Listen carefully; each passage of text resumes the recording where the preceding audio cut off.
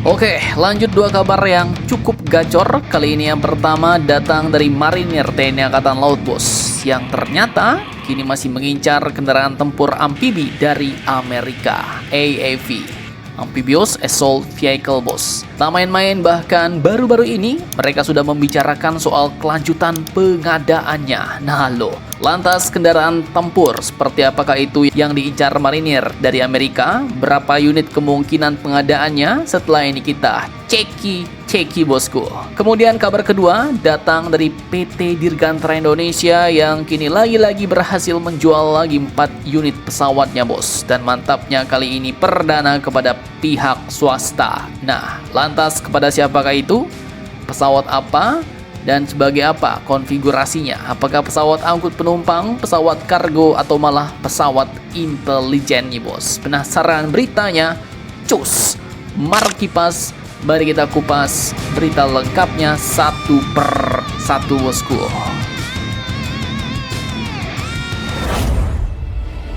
Oke, jadi baru-baru ini tanggal 28 sampai 30 April 2026 kemarin diketahui bahwa delegasi Korps Marinir TNI Angkatan Laut kita ternyata telah mengikuti ajang bergengsi pertahanan di Washington DC, Amerika, bos, yaitu Modern Day Marine 2026. Dan ini bukan pameran biasa nih. Lebih dari 350 perusahaan industri pertahanan global kumpul di satu tempat.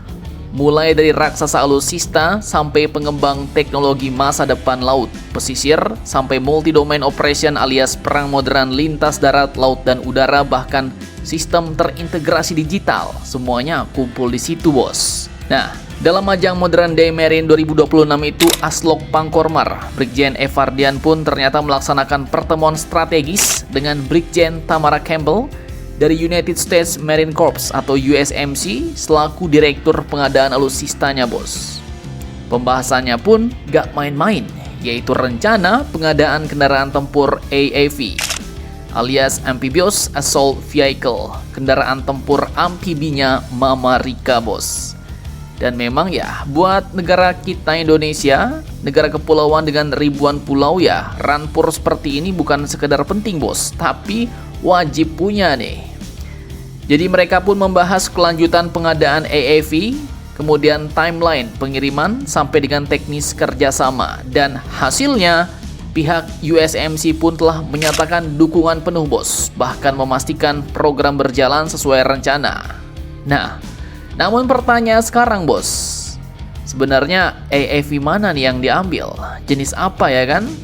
Apakah kendaraan baru super canggih seperti pengganti AAV, yaitu ACV, atau malah justru kendaraan lama yang telah diremajakan? Dan kenapa Indonesia terlihat ngebet banget nih ngejar AAV Amerika ini? Simak videonya sampai habis, bos.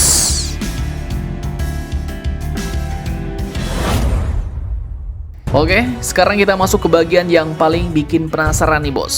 AAV yang dimaksud itu sebenarnya yang mana ya kan? Jadi kalau kita tarik dari data teknis dan sumber-sumber berita sebelumnya, nah ini admin kutip dari Defense Studies bulan Maret 2022 dulu, bos. Nah, jawabannya ini mengarah kuat ke Rampur AAV7 alias LVT7. Jadi ya, ini memang kendaraan lama, bos. Sudah battle proven, sudah dipakai puluhan tahun oleh marinir Amerika dan mungkin ya masih relevan lah untuk operasi amfibi skala besar.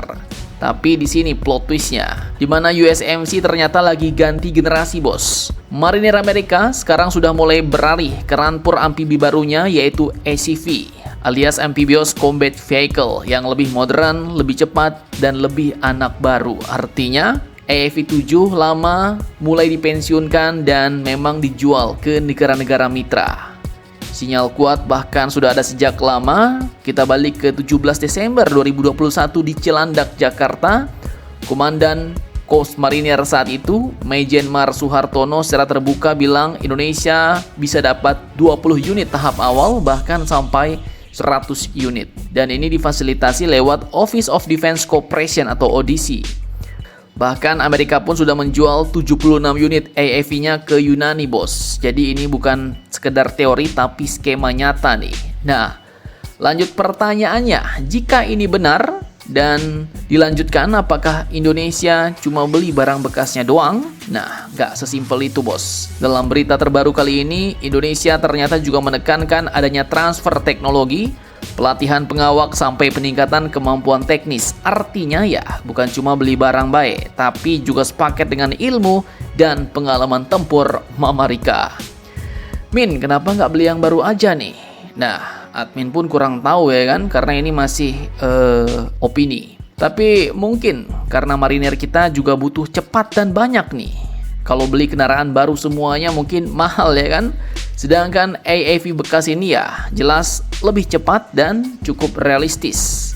Dan di dunia militer ya, siap tempur sekarang itu biasanya lebih penting daripada yang canggih tapi lama datang, bos. Kesimpulannya ya, kemungkinan besar AAV yang diburu marinir Indonesia ini adalah AAV 7 bekas pakai USMC, refurbish atau second dengan target puluhan hingga 100 unit untuk memperkuat kemampuan pendaratan amfibi Indonesia. Nah, kalau benar ini yang mau digeber Indonesia, diambil Indonesia, apakah ini adalah sebuah langkah realistis, cepat, dan strategis? Silahkan kalian cocor-bacor di kolom komentar.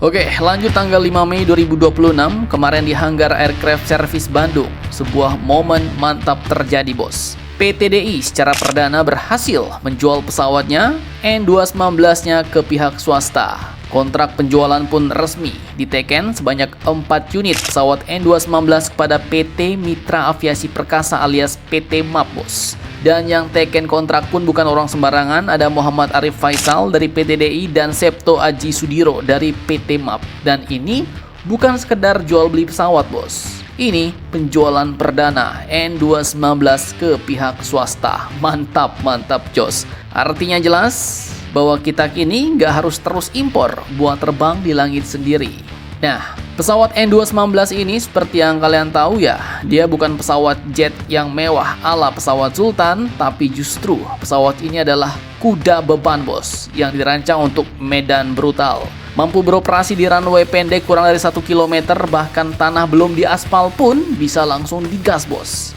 Pesawat ini cocok buat wilayah 3TP yang selama ini sering ditinggal peradaban logistik. Dan versi yang diborong adalah konfigurasi kargo. Jadi ini jelas pesawat dibeli bukan buat liburan ke Bali, bos, tapi buat angkutan logistik ke daerah yang bahkan Google Maps pun kadang masih mikir 2 kali. Kemudian penyerahan pesawat direncanakan secara bertahap mulai tahun 2027 hingga tahun 2028 nanti. Artinya jangka waktu produksinya setahun sampai 2 tahun sudah siap pakai, bos. Nilai kontrak mencapai sekitar 36,1 juta US dollar. Dan dengan TKDN 44,69%, ini juga jadi simbol nih bahwa industri dirgantara kita mulai berdiri di kaki sendiri. Walau ya masih pakai sepatunya campuran, bos. Dan yang paling menarik, ini bukan proyek pemerintah, ini swasta yang beli. Mantap, mantap, jos. Pelan, senyap, tapi sangat strategis.